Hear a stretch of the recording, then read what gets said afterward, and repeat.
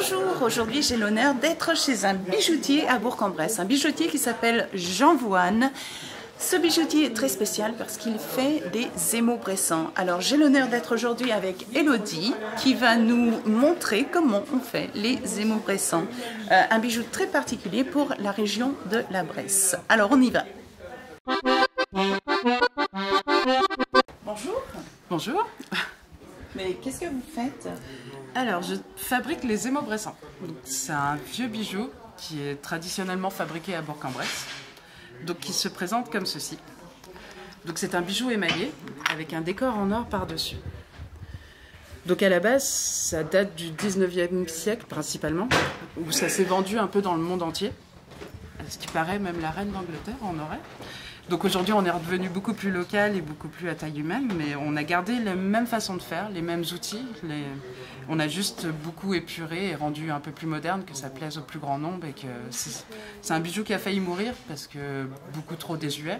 Et on a essayé de le remoderniser pour qu'il plaise aujourd'hui à tout le monde. Donc on émaille sur des fonds d'argent fin. Donc c'est là-dessus que je vais venir étaler mes poudres d'émail, qui se présentent comme ceci. Donc je vais venir étaler ma poudre le plus uniformément possible. Donc mes seuls outils, ça reste la plume. On n'a rien trouvé de mieux on a gardé les mêmes outils qu'à l'époque. Une fois que mon émail est bien mis de partout, que j'en ai la bonne quantité de partout, je vais venir faire évaporer l'eau qui est dedans. Hop. Et je vais le passer au four à 860 degrés, ce qui est le point de fusion du verre. Et à cette température-là, mon émail qui à la base se présente comme ceci, après cuisson va finir comme cela. Après cuisson. Il va retrouver complètement l'aspect du verre, l'aspect vitrifié et translucide. Et après, la spécificité des émaux, c'est donc le décor en or qui est mis par-dessus. Donc tous ces petits paillons d'or, donc ici il y a ma boîte à trésors, c'est tout fabriqué à la main en fait. On découpe dans des feuilles d'or fin. Donc c'est pour ça que mes paillons resteront toujours aussi brillants malgré les cuissons. La seule chose qu'on m'impose, les seules caractéristiques, c'est donc la rosace au centre et le fait qu'il y ait une symétrie. Donc je vais venir mettre ma rosace au centre et après je vais fabriquer ma symétrie tout autour. Alors, est-ce que vous avez déjà décidé à l'avance de la symétrie qu'elle aura? Vous avez déjà fait un dessin?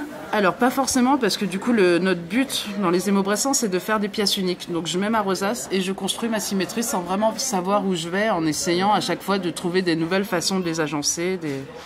Parce que donc, du coup, tous nos poinçons nous ont été transmis, on en a peut-être une centaine différents, ce qui nous laisse un potentiel un peu infini de décors.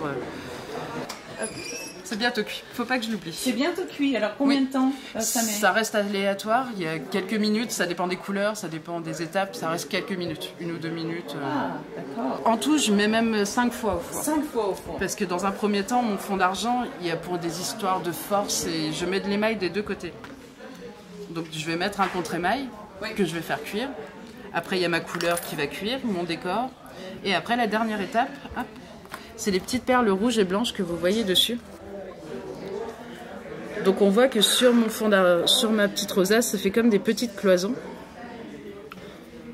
Et le but, je vais venir faire avec ma plume, je viens faire des petites boules de poudre que je viens disposer sur ma rosace. En essayant de les faire toutes de la même taille. Et une fois que j'ai fait toutes mes perles, je vais y repasser au four. Et ça va donner cette impression de perles et rester accroché à l'or. Ok, donc ce ne sont pas tout à fait des perles? Non, c'est aussi des boules de poudre d'émail. Ouais. De poudre d'émail. Alors, ok. Oui, ça y est, il est cuit. Il est cuit, super. Et voilà, après cuisson du coup. Cuisson. Alors, ça a cuit pendant combien de minutes là? 3 minutes, oui. Ça reste quelque chose d'aléatoire. C'est à l'œil qu'on sait, c'est par l'expérience qu'on sait si c'est cuit ou pas. Ok, c'est très beau, c'est très très beau. C'est très beau. Donc du coup, pour vous montrer donc ça c'est ce qui se fait aujourd'hui, des choses assez modernes, assez épurées. Donc à l'origine, je vous laisse venir par ici. Oui, merci. Ça c'est ce qui se faisait à l'origine en fait. Donc des pièces beaucoup plus chargées, avec énormément d'émaux, des perles. Donc même si on a gardé la même façon de faire, on a beaucoup modernisé tout ça quand même. Super. C'est vraiment très beau. Merci beaucoup. Merci à vous. Au revoir. Au revoir. Et voilà, c'est tout. Au revoir, à bientôt et puis bisous bisous.